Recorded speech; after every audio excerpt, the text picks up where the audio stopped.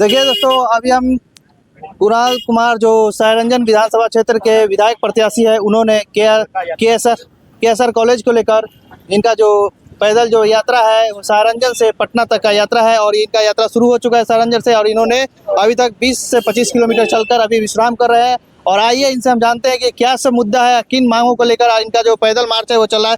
Sir, किन सब मुद्दों के लेकर इनका आपका जो यात्रा शुरू हुआ है? देखिए, सरायरंजन में KSR कॉलेज है जो 1981 में स्थापित हुआ था। उस कॉलेज को तोड़ा जा रहा है।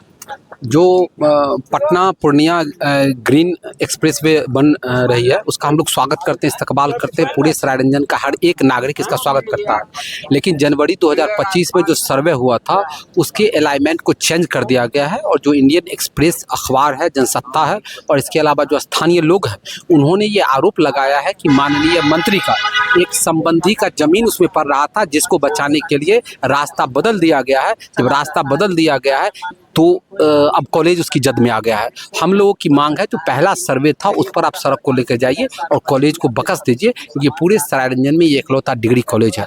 अगर आप KSR कॉलेज को तोड़ते हैं तो सिर्फ एक कॉलेज को तोड़ना नहीं है, सरायरंजन और आसपास के ब्लॉक के जो शैक्षणिक परंपरा है उसको ध्वस्त करना है। और इसी के खिलाफ हम लोग पदयात्रा पर हैं और संभवतः बिहार में इस तरह की पहली पदयात्रा है जो शिक्षा के संदर्भ में निकली है। और अभी हम पैदल चले हैं, मुझे लगता है कि 15-20 किलोमीटर चल चुके हैं। अभी थोड़ा सा आराम कर रहे हैं, इसके बाद फिर हम आगे बढ़ेंगे। यह जो यात्रा है, यह कितना दिन में आपका पटना पहुंचने का लक्ष्य है? जो रफ्तार है, मुझे लगता है 2 दिन में, नहीं 2 दिन तो 3 दिन। ये निर्भर करता है कि समय मौसम कैसा रहेगा, इस बात पर बहुत कुछ निर्भर करता है। मौसम ठीक रहा तो 2-3 दिन में पहुंच जाएंगे, नहीं रहा तो 3-4 दिन में पहुंचेंगे। इससे पहले भी आपने सरायरंजन में जो हमारे जो अधिकारी हैं उनसे भी इस कॉलेज के लेकर बात की थी, वहाँ आपका क्या सब बात सुना नहीं गया? देखिए, एक बार ये माफ़ कीजिए 5 मई 2025 से मैं इस मुद्दे को उठा रहा हूँ।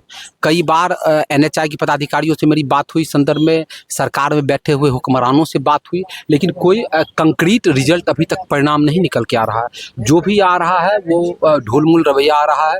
और अभी तो हालात ये है कि उजियारपुर जो सटा हुआ हमारा ब्लॉक है, वहाँ भूमि अधिग्रहण शुरू हो गया है। तो ये सबसे बड़ी बात है।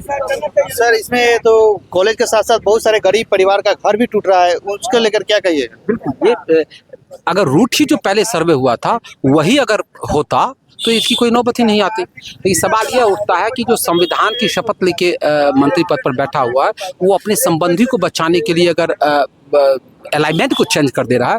मान लीजिए कि हमेशा ये नियम है, जो NHI की मार्गदर्शिका 1956 है, वो स्पष्ट तौर पे कहती है कि सड़क ऐसे रास्तों से निकालिए जहां भूमि कम उपजाऊ हो, जहां लोग कम बसे हों।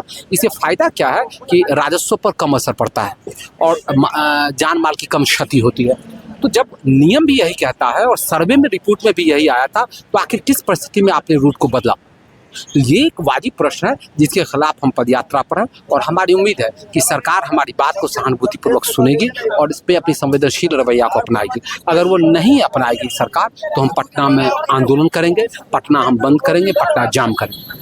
सर, मुख्यमंत्री से क्या आपसे विनती रहेगा, उनसे क्या निवेदन है, क्या मांग करते हैं मुख्यमंत्री? निवेदन 2 है। पहला निवेदन है कि वो विधानसभा में संदर्भ में कोई प्रस्ताव लाएं या जैसे भी उनके स्तर पे हो, जो पहला सर्वे था उस पर वो सड़क बनवा दें।